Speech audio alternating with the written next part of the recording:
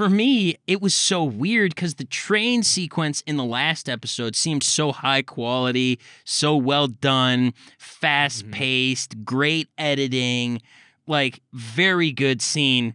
And this, honestly, it felt like I was watching a chase scene while all the vehicles were going at the speed of like a go-kart or bumper cars. Like, it didn't feel fast.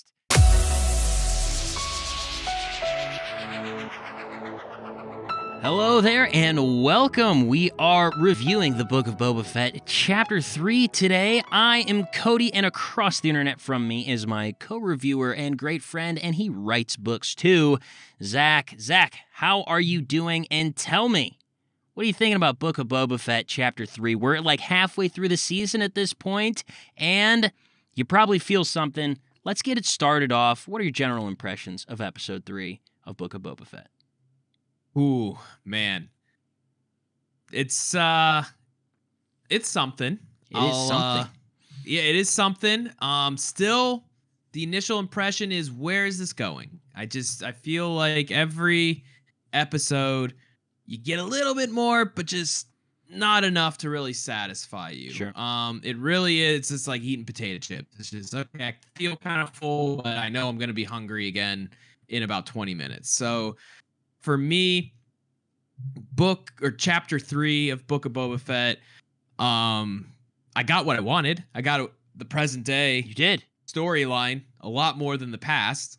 And I got my mobster. We definitely got into that, especially at the very beginning when the droid is explaining this is how Mos Espa is broken down. It's got a bunch of families, and you're kind of like the godfather, and you got to prove your strength. So I was like, all right, we're going to be doing some mobster kind of stuff today.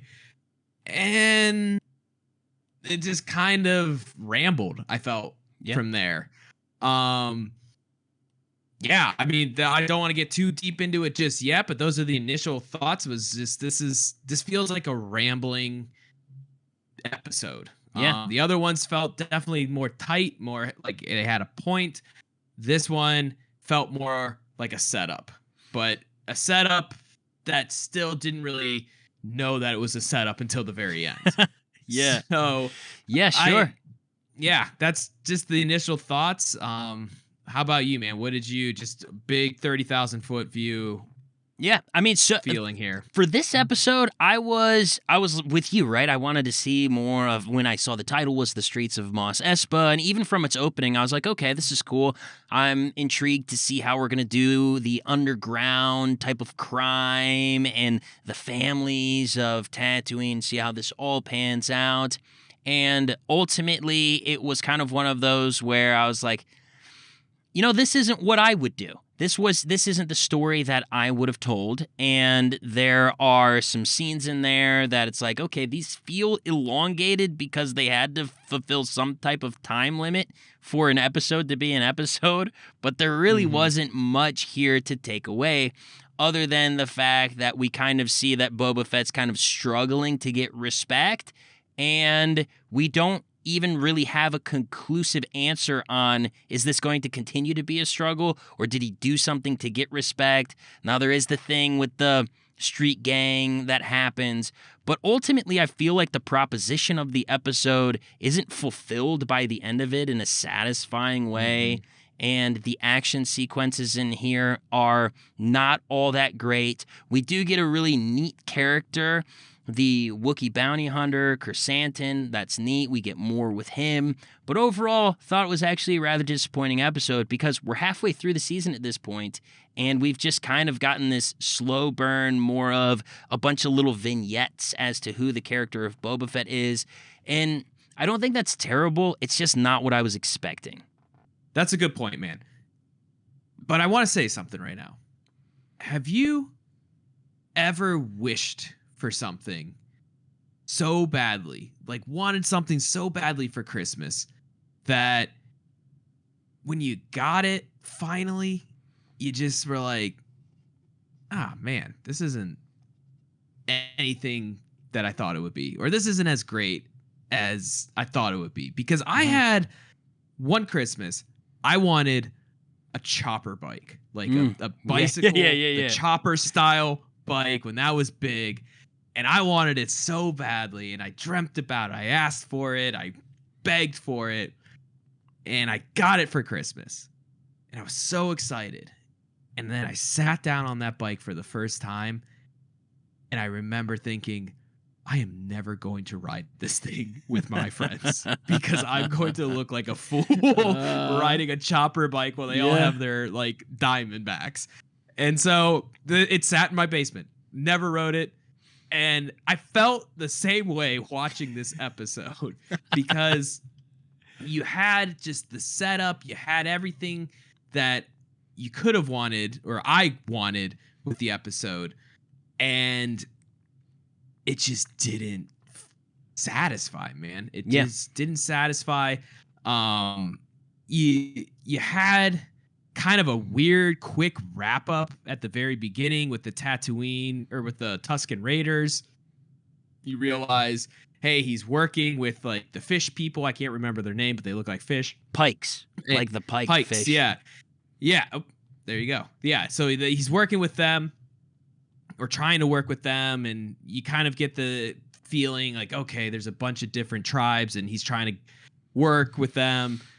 Maybe he's got to unite everybody. And then he comes back, and it's, the classic Star Wars move. They leave for an afternoon, they come back, and everybody's dead. Like, how many times has that happened in Star Wars? Yeah.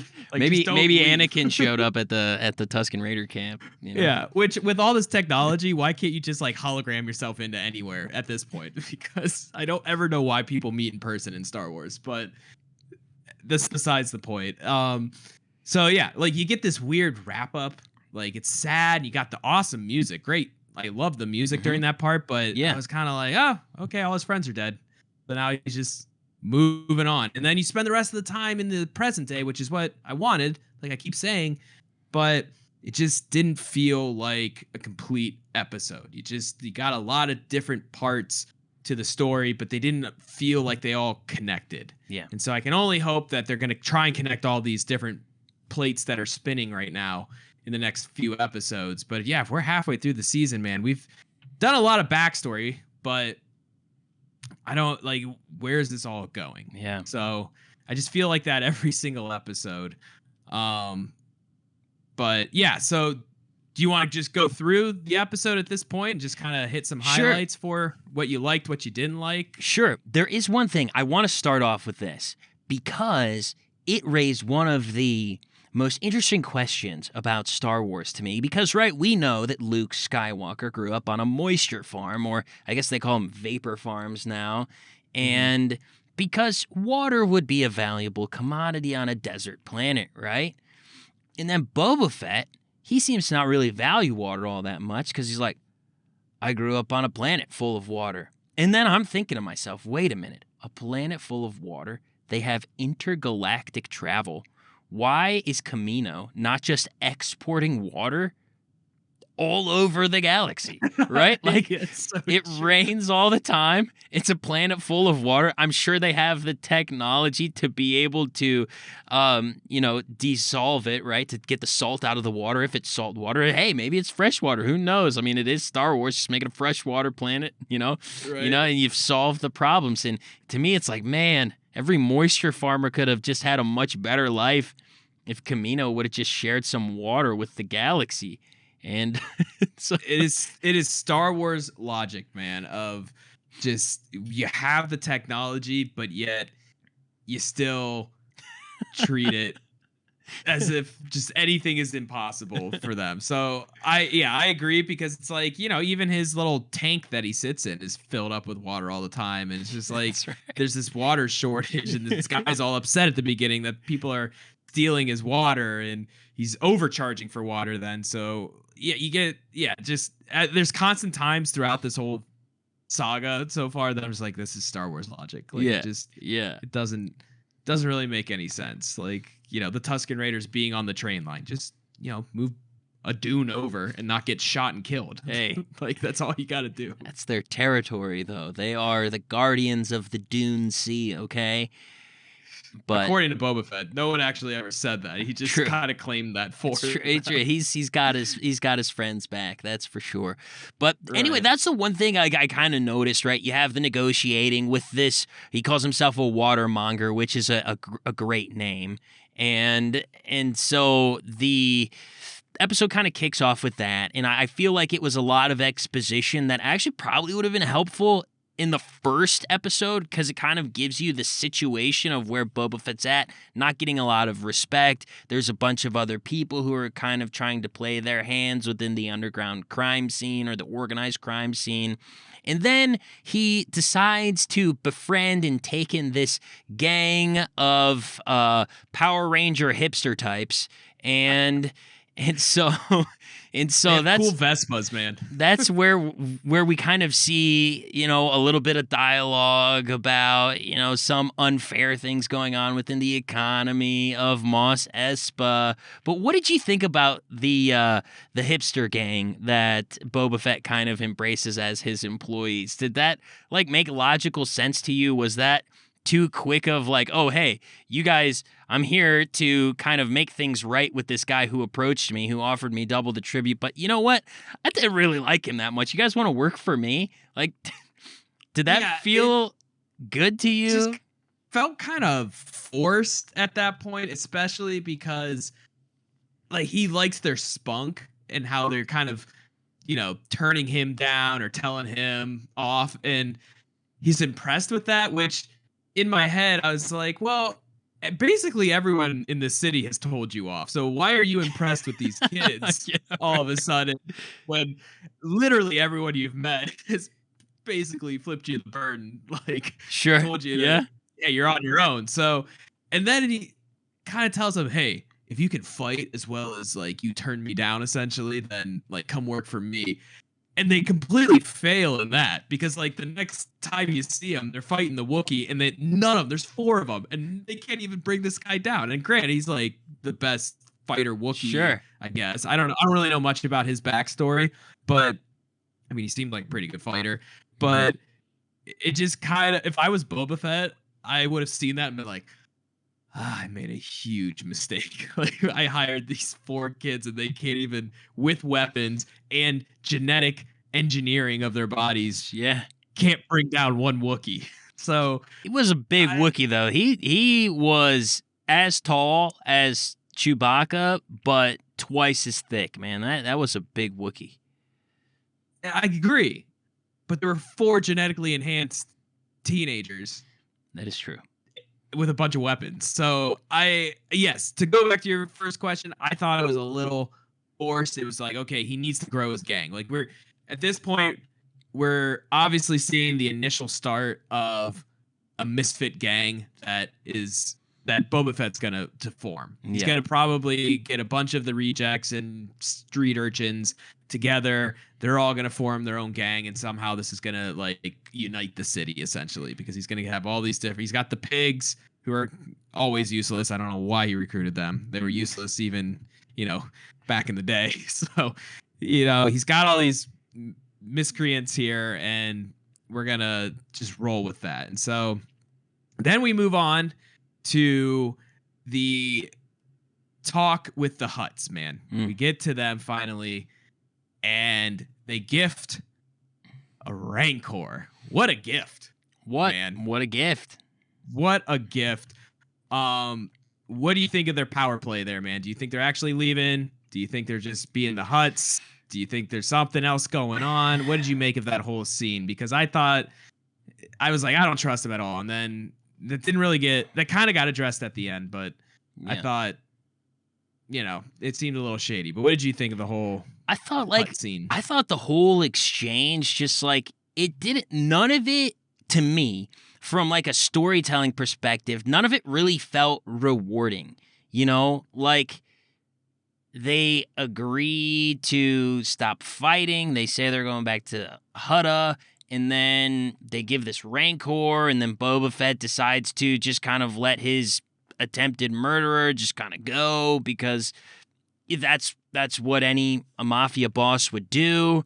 And it just, a lot of it didn't feel like really rewarding payoff in any way.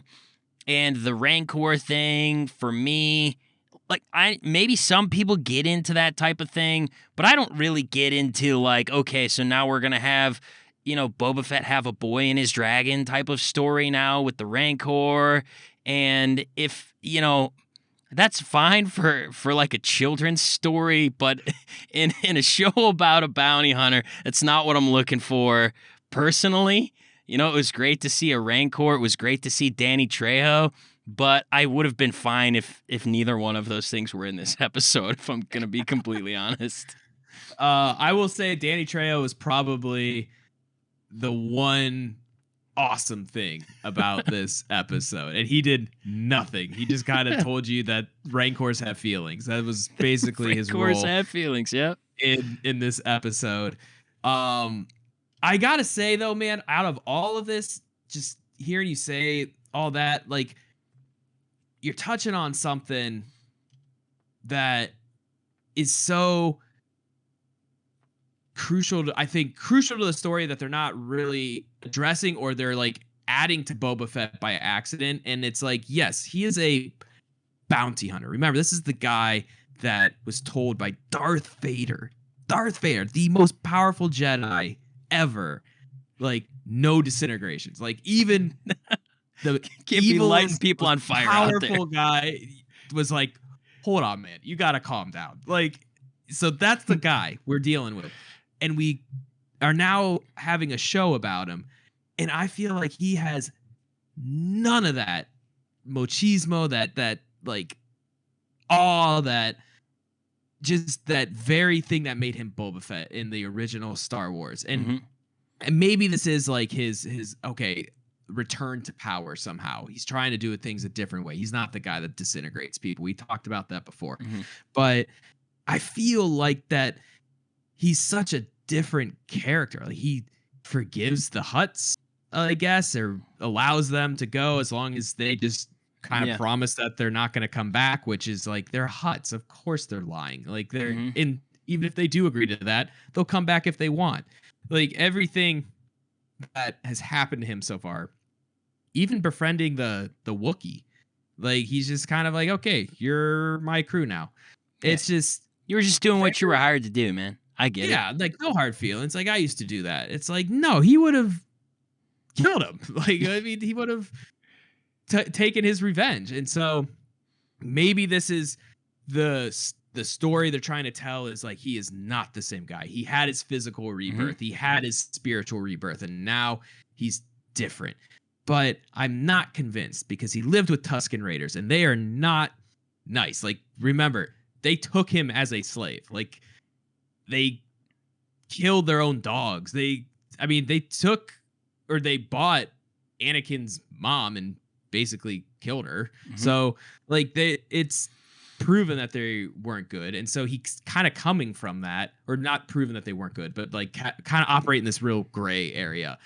But I just feel like they're trying to make Boba Fett not gray, but very much in like the white side of things. Like, he's good. He's trying to do things right as a mob boss. But yeah, I wasn't convinced. Even though I love Rancors, I was a huge fan of them in, the original Star Wars, but the Rancors have feelings, and he's gonna ride a Rancor. We're gonna see that. I mean, they're setting up for that. I'm not excited about that, man. No.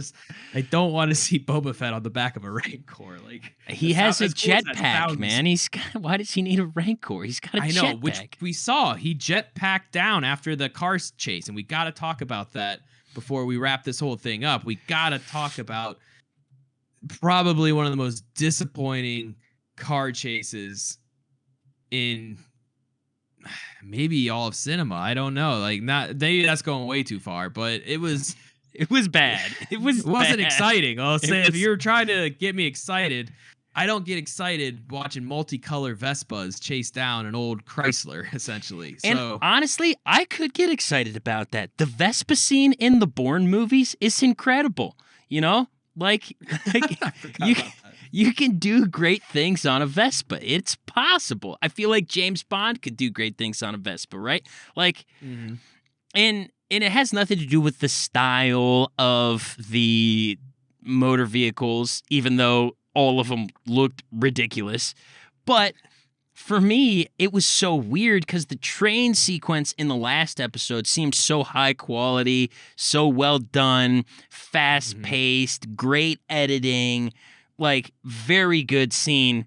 And this, honestly, it felt like I was watching a chase scene while all the vehicles were going at the speed of like a go-kart or bumper cars. Like, it didn't feel fast. Like, Yeah. the one thing about like a no chase, one was gonna get hurt, right? The one thing about a chase is it must feel fast, right? In 1985, Return of the Jedi, or 1983, whenever it came out, Return of the Jedi gave us the speeder scene on Endor, which, with way less money, way less technology, it felt fast, right? Like, you can watch it even now today, and it feels like a fast chase. Like, this show, it was just like, this isn't very good. And then by the time we get to the end of it, the first thing that came to my mind was, oh, it didn't even need to happen. Boba Fett could have just jetpacked himself right into the passenger seat and ended the whole thing right away. And so sometimes like there's the desire to do things because you want them to look cool, and I get that. But when what you do to want to look cool doesn't look cool, and then you break the logic of why it needed to happen at the end of that scene, it's just like, oops, like that was my takeaway from that whole scene.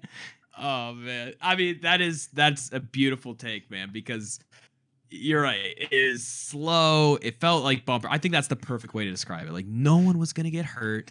Right. Like, even the pedestrians weren't gonna get hurt in this chase scene. Like, if someone got hit, like, I mean, they hit that one cart pulling out, and they were like, "Woo!"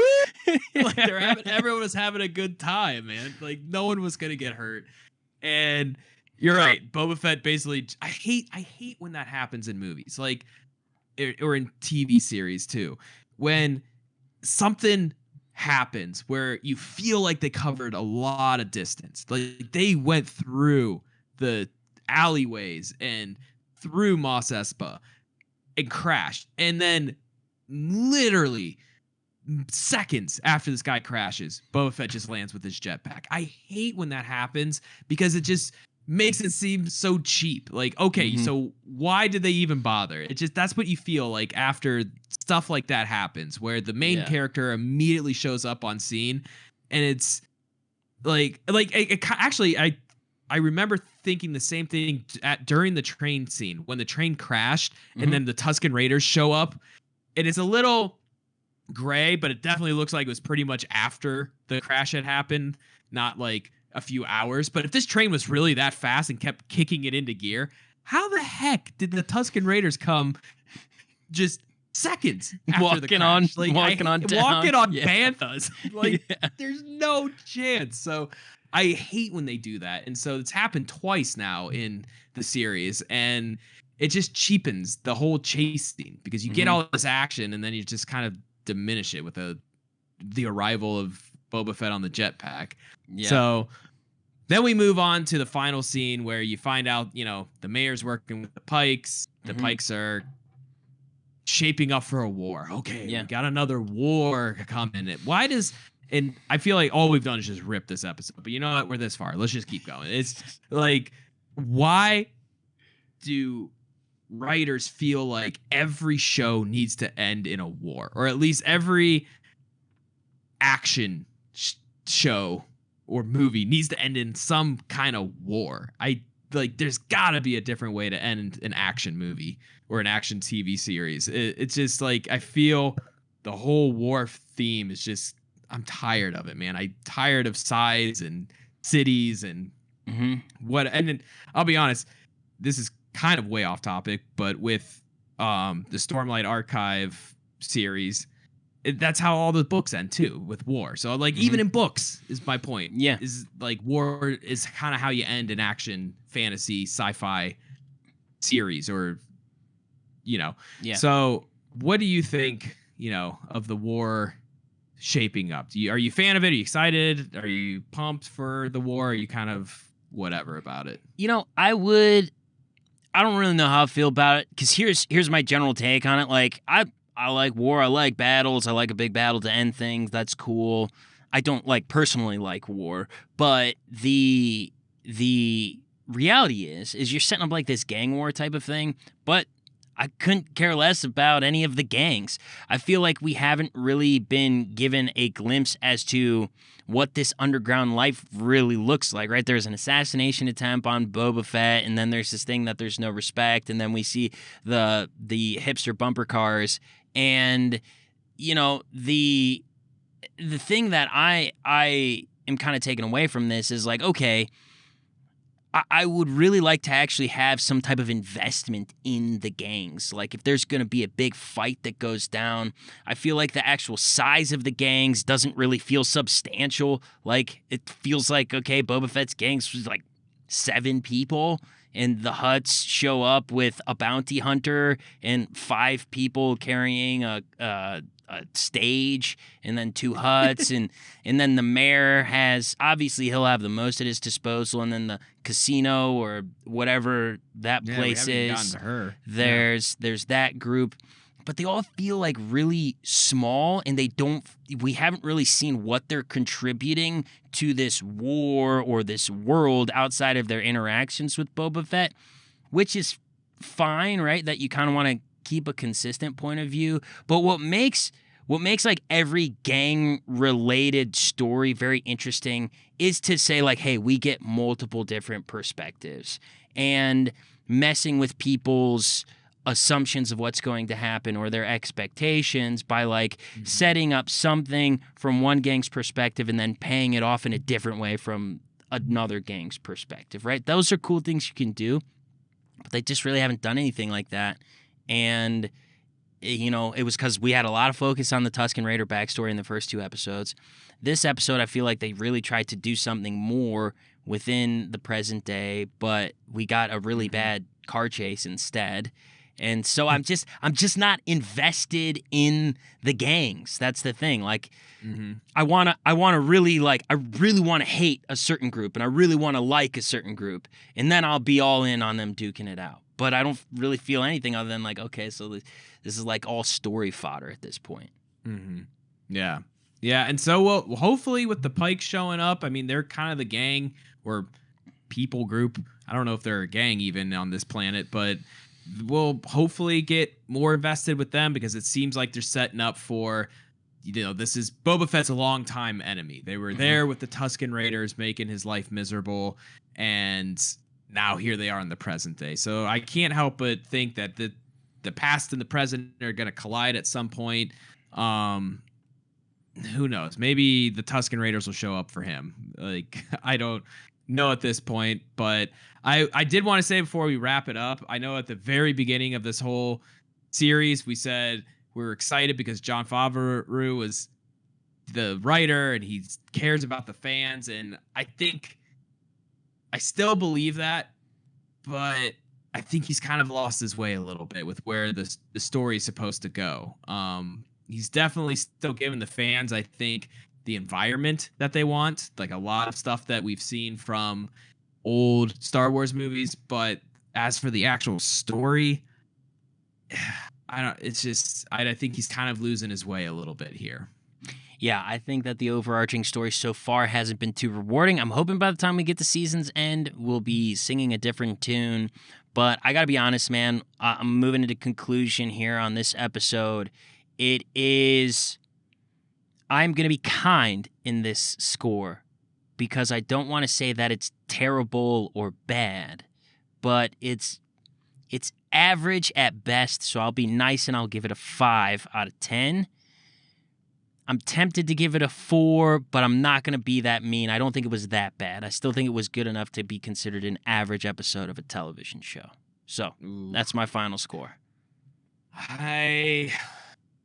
I'm going to give this one probably a 5.5. I think there's a couple things I enjoyed about it that was probably more fan service than actual scoring points.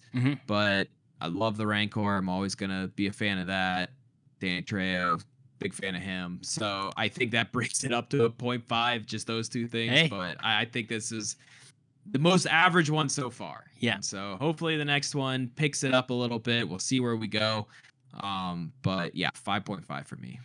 All right, thank you guys so much. We will be talking about episode 4 next week. If you liked this video, be sure to like it and subscribe to our YouTube channel and tell all your friends about us. Thank you so much. We'll see you next week. Bye-bye.